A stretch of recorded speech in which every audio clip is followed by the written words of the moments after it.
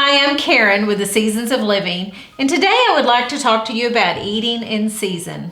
About 2 years ago, my family and I decided we would try to do the best we could to eat in season. Now, that does not mean that we do this perfectly. My rule is I try to do 80% correct, and that is on healthy eating, and 20% I try not to worry about it because stress is really bad for you also. But we do the best we can to eat in season.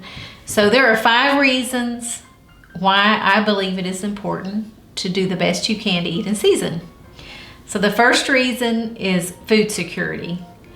So important to always have something around your house, your property, in a pot plant, in your flower bed to eat, to do the best you can.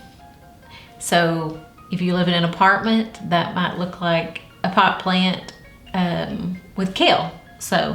Or if you live in the north, it just depends on where you live. If you live in Texas like I do, we can garden year round. So the second reason is convenience. It is so convenient to just have all the food on my property. I have to drive about 50 miles to go to the grocery store to buy organic food. So that takes a whole day for me. Number 3, it is very economical. You can eliminate a lot of your grocery budget by just having something to add in each season. Number 4, you leave less of a carbon footprint. It's always best to eat local, best you can. That's certainly important to, maybe like right now, it's December and strawberries are not a season. So I know that if I eat strawberries, they are being transported a long way, possibly. Number 5, your produce is fresh and you have control over how it's grown and harvested. Now, I talk about this all the time, controlling your ingredients. Super important. That's the healthiest way that I know, is just grow your own to control these things. So each season it brings, new vitamins and minerals. So I don't always worry about, like eating salad in August here in Texas, because there's an abundance of fruit. So I have done this for 2 years and my health seems to be improving. And then you want to think about what refrigeration is new, and what did they do to eat in whatever region that they lived in. So that's a point to think about. They fermented and dehydrated, I know a lot, because canning is relatively new. Okay, so I want to tell you how to make this happen. How to implement a system to make eating in the season easy for you. So there's 5 ways that I think would help. So you can read history books about people in your region. Look to see what they grew, raised, and ate. And so if they lived there 200 years ago, then I bet you can too. So the next, number 2, is look up your USDA planting zone. It's very easy to find, but you can see what zone you're in. I'm zone 8A. Number 3, you can use your county extension agent as a resource. They will give you a list of what vegetables grow well in your area and fruit trees. So that's what I did, and it works very well. Number 4, you might want to keep I downloaded this chart. Keep a vegetable planting guide where you can see it at all times. And it just has a month by month schedule, and it's super convenient. It helps me a lot.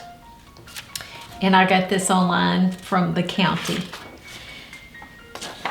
So number 5, you want to make a month by month strategy to implement planting fruit trees and vegetables. So I want to give you an example of what I did. So I just went through and after I talked to my county extension agent to see what I could grow, is I started at January and I found out that in my area I can plant onions around January 1st. And then I have chives and can just go pick scallions out of the garden anytime I want until I harvest. And harvest for onions in my area would be May. So I have 5 months that I don't have to go to the store and buy onions or chives. So pretty easy. February, I plant potatoes. That means that anytime I need a little potato, little new potato, I can go from about around the end of February or around 1st of March maybe till May and just pick them out of the garden. Super easy. So, and you also need to find out when you plant fruit trees. In our area, we plant them in February, and it takes several years to get them established.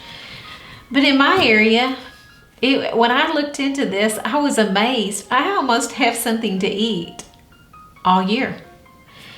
And I can have strawberries in April, blackberries in May, peaches in June and July, figs in July and August, and pears grow really well here.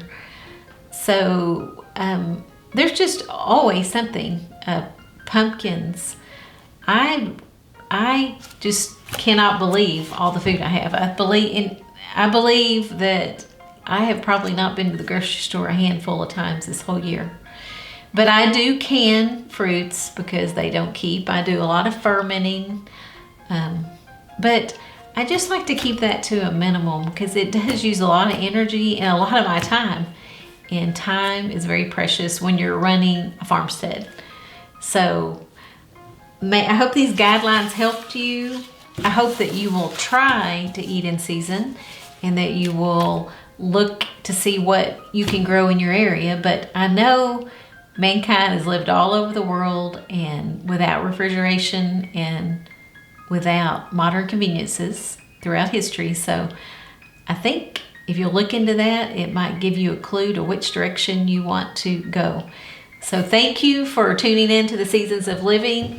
Have a blessed day and please subscribe to my channel. Bye-bye.